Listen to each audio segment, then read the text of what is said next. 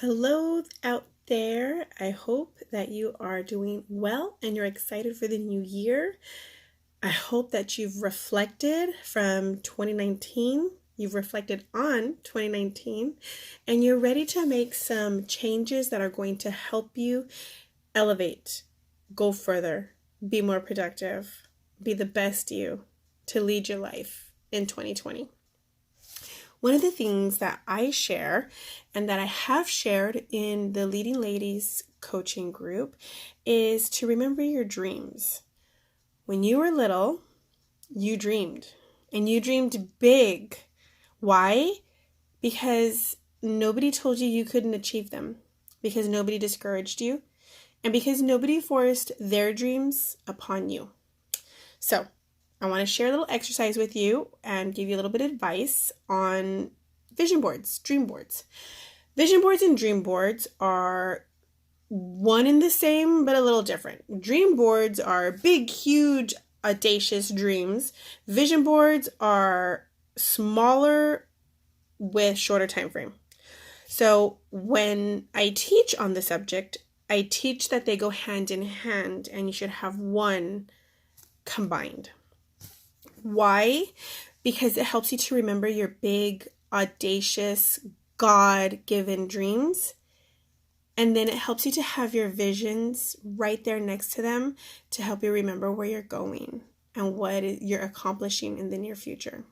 So, with that being said, let's get started. What types of categories can you include on your dream and vision board? The most common ones are God, spiritual, financial, health, family, personal growth, travel, career, social, and home. That doesn't mean that that's all you can have. That doesn't mean that you have to have those. You can have your own categories. If you want to do more self-care, that could fall under health. That's where I have it, but you could have your own category for that. So just remember that those are not the only groups. You can have as many groups as you like, or categories. You don't want to bombard your board. You don't want to have 15 to 20 categories. You want to keep it at a minimal, because then it's overwhelming and you get discouraged because you can't do them all. Or if you fail in one, you get discouraged and you give the rest up. So you want to have maybe 5 or 6 at the max and try to get 3 under each category. Again, you don't want to bombard yourself. You don't want to overwhelm yourself, but you do want to dream. You do want to dream. So what are some questions that you can use to discover your dreams if you haven't even dreamed? If you haven't dreamt of anything, if you can't see yourself in the next 10 years, where you're at, where you're living, if you cannot find it within yourself, what are some questions that you can ask yourself to help you pull that up? Let me share. Glad you asked.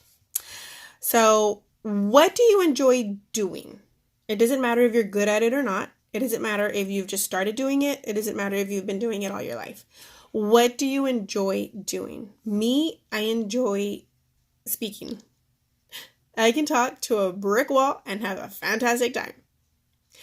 I enjoy crafting. Crafting is something that was handed down to me by my mom. And from what I understand, my great-grandma liked to do certain types of crafts as well. What energizes me? When you're doing it, what gives you your second wind, so to speak? What do you feel like, man, that feels good about? What relaxes me? What doesn't stress you out? What do you go to when you're stressed out? What is one of the most or the most important thing in my life? For everybody, it's different. It's not going to be the same thing. Even in relationships, the most important thing to me is not going to be the most important thing to my spouse. How can I be a better person, friend, or colleague? What do I need to work on internally that I exude? that I bring out. Whatever that word is, you know what I'm talking about, right? Okay. What do I want more in my life? Do I want more gatherings? Do I want to be more social? Do I want more appointments? Do I want more customers? Do I want more peace? Do I want more love? Do I want more joy? Do I want to serve more? Do I want to relax more? Do I want to rest more? What is the more that you want in your life? What's one habit that you wish you could change? Eating habits, thinking habits, speaking habits, any kind of habits. What's the one thing you want to accomplish this year? Like, without a doubt, hands down, you need to get it done in 2020. It can be something that you've tried to accomplish before. It could be something brand new. It could be something that you started and you haven't finished. But what is the one thing that you have to done this year? What makes you forget to eat and makes you forget to go potty? Well, not necessarily makes you forget to go potty, but what do you enjoy doing so very much that you wait until the absolute last minute, till you can't hold it anymore, till you're praying for God Almighty to close your bladder so you just don't pee all over the place? What is that one thing? We all have it. What do you enjoy doing so very much that you're like, dude, it's 4:00 and I haven't eaten all day? How do you define success? Success is different for everybody. I remember I was having a conversation with some high school classmates several years ago. I hadn't finished my degree. I still don't have a degree. I have certifications, but I dropped out of college and I'd gotten married and I had babies. And my boys they were little still. They weren't toddlers, but they were still little. And one of my friends had finished school. She'd gotten her degree and she was in her career. And when we were talking, I was like, "You're so lucky that you're so successful already." You know, she had a good job, she had a good career, she was in a good place. And she looked at me and she says, "I guess we define success differently," because she was single and with no kids and we were already in our late 20s. So success is different for everyone. If money were no object, what would your life look like? Your entire life, from the moment you wake up in the morning to the very minute you rest your head. What do your clothes look like? What does your house look like? What do you drive? Where do you work? How do you spend your time? Yard, friends, clothes, hair, physique, what does it all look like? What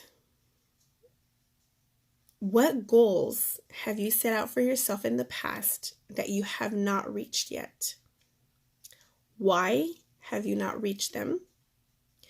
And do you plan to reach them this year? What can you do differently to reach them?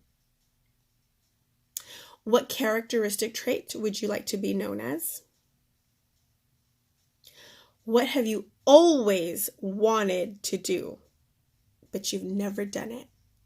For whatever reason, money, fear, time, what have you always wanted to do, but you've never done it? And last, what do you wish you had more time for? I hope these questions help. I hope that you dream and that you dream big and that you believe in yourself and that you know that you can accomplish great and mighty things. Why? Because greater is He that is in you than he that is in the world. And when we delight in Him, He will give us the desires of our hearts. So, create your dream vision boards, put them up on your walls, pray over them daily, claim them daily, and thank the Lord that you already have them. Speak and believe that they are yours. I hope this helps. If you need more coaching, if you need more one-on-one help, reach out to me. I have my Leading Ladies coaching group. It's a group coaching. It's only $25 a month. If you need more one-on-one with a personal coach, we can set up a coaching intake, a coaching interview, and we can see how we can get together, lock arms to make your dreams come true so you can live your best life. Have a great day.